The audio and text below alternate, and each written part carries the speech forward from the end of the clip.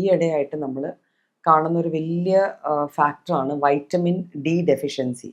എനിക്ക് തോന്നുന്നു ഒരു 10 വർഷം മുമ്പ് വരെ വൈറ്റമിൻ ഡി എവിടെ നിന്ന് ലഭിക്കുന്നു അല്ലെങ്കിൽ വൈറ്റമിൻ ഡി എന്താണ് എന്ന് പുസ്തകങ്ങളിൽ മാത്രം പഠിക്കുന്ന ഒരു സംഭവമായിരുന്നു.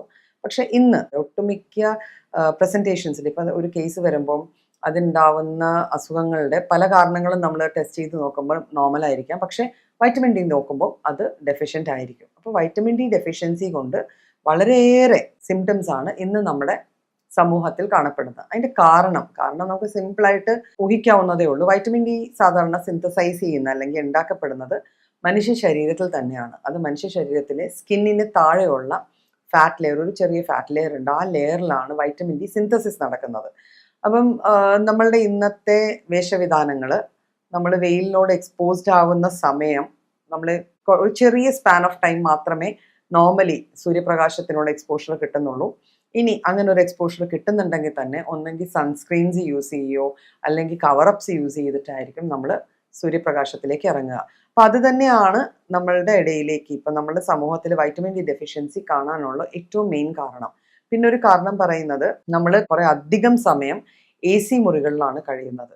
അപ്പോൾ AC മുറികളിൽ കഴിയുന്നതും വൈറ്റമിൻ ഡി സിന്തസിസിന് ഒരു തടസ്സമായി വരാറുണ്ട്. അപ്പം ഇത്തരം കാരണങ്ങൾ കൊണ്ട് വൈറ്റമിൻ ഡി ഡെഫിഷ്യൻസി വന്നു ചേരാം. എന്തൊക്കെയാണ് ലക്ഷണങ്ങൾ? യൂഷ്വലി അകാരണമായ ശരീരം വേദന, നമുക്ക് മസിൽ പെയിൻസ് ഒക്കെ ഉണ്ട്. നമ്മൾ എന്ത് ചെയ്തിട്ടാണ് എന്ന് ചോദിച്ചാൽ നമുക്കറിയില്ല.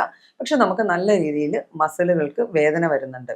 കഴയ്ക്കുന്ന പോലത്തെ മസിൽ പെയിൻസ് വരുന്നുണ്ട്. ജോയിൻസിന് നല്ല വേദന വരുന്നുണ്ട്. നമ്മൾ വളരെ ഏറെ ഉപയോഗിക്കുന്ന ജോയിൻസ് മാത്രമല്ല, പലപ്പോഴും നമ്മൾ മിനിമൽ യൂസ് ചെയ്യുന്ന ജോയിൻസ് പോലും ഭയങ്കര വേദനയും ഒരു നീർക്കോള്, നീര് വീഴുക ഇത്തരത്തിൽ കാണപ്പെടുന്നുണ്ട്. പിന്നെ ഭയങ്കര ടയർഡ്നെസ്, ഒന്നും ചെയ്യാൻ ഒരു താല്പര്യമില്ലായ്മ, എപ്പോഴും ഉറക്കം തൂങ്ങിയിരിക്കുക, ഒരു കാര്യത്തിലേക്ക് കോൺസെൻട്രേറ്റ് ചെയ്യാൻ പറ്റാതെ വരിക, ഇതെല്ലാം വൈറ്റമിൻ ഡി ഡെഫിഷ്യൻസിയുടെ ലക്ഷണങ്ങളായിട്ട് കണക്ക് കൂട്ടാവുന്നതാണ്. പലപ്പോഴും ഇത്തരത്തിലുള്ള ലക്ഷണങ്ങൾ കണ്ട് നമ്മൾ ബാക്കിയുള്ള ബ്ലഡ് ടെസ്റ്റുകൾ ചെയ്ത് കഴിയുമ്പോൾ വേറെ ഒന്നും പ്രശ്നത്തിലല്ല, എല്ലാം ഓൾമോസ്റ്റ് നോർമൽ ആണെങ്കിൽ നമ്മൾ ചെക്ക് ചെയ്യുമ്പോൾ നമുക്കറിയാൻ പറ്റും വൈറ്റമിൻ ഡി നമുക്ക് കുറവാണോ അല്ലയോ. ഇനി എന്തൊക്കെ ഭക്ഷണം കഴിച്ചാലാണ് നമുക്ക് വൈറ്റമിൻ ഡി നമ്മുടെ ബോഡിയിൽ സിന്തസൈസ് ചെയ്യാൻ ഹെൽപ്പ് ചെയ്യാൻ പറ്റുന്നത്? ബാക്കി പല വൈറ്റമിൻസും നമുക്ക് പലപ്പോഴും ഒരു ഫുഡിൽ നിന്ന് ഡയറക്റ്റ്ലി കിട്ടും. പക്ഷെ വൈറ്റമിൻ ഡി പ്രിപ്പയർഡ് ആയിട്ട് നമുക്ക് ഒരു ഫുഡും അത് സപ്ലൈ ചെയ്യില്ല. അപ്പോൾ അതിനുവേണ്ടി നമുക്ക് അത് നമ്മളുടെ ബോഡി സിന്തസൈസ് ചെയ്യാൻ തക്ക ഫുഡാണ് നമ്മൾ നമ്മുടെ ബോഡിക്ക് കൊടുക്കേണ്ടത്. അതിൽ കടൽ മത്സ്യങ്ങൾ, ധാരാളം നെയ്ക്കൊഴുപ്പുള്ള മത്സ്യങ്ങൾ, അതിലിപ്പം ചെറിയ മത്സ്യങ്ങളിൽ മത്തി അല്ലെങ്കിൽ ചാള എന്ന് പറയപ്പെടുന്ന മീൻ, നല്ല രീതിയിൽ omega-3 ഓയിൽസ് നല്ല രീതിയിലുള്ള മത്സ്യമാണ്. അത് വൈറ്റമിൻ ഡി സിന്തസിസിന് നമ്മളെ ഹെൽപ്പ് ചെയ്യുന്നു. ഡെയറി പ്രോഡക്ട്സിൽ ചീസ്, ബട്ടർ, ഇതെല്ലാം നമ്മുടെ വൈറ്റമിൻ ഡി സിന്തസിസിന് ഹെൽപ്പ് ചെയ്യാറുണ്ട്.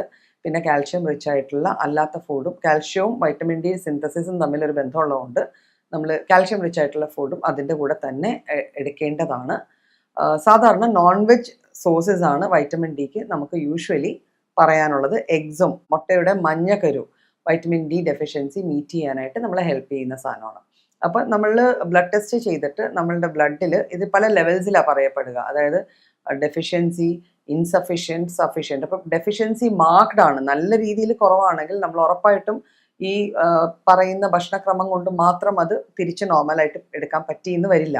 അപ്പം നമ്മൾ വൈറ്റമിൻ ഡി സപ്ലിമെൻറ്റേഷൻസ് എടുക്കേണ്ട ആവശ്യം വരും.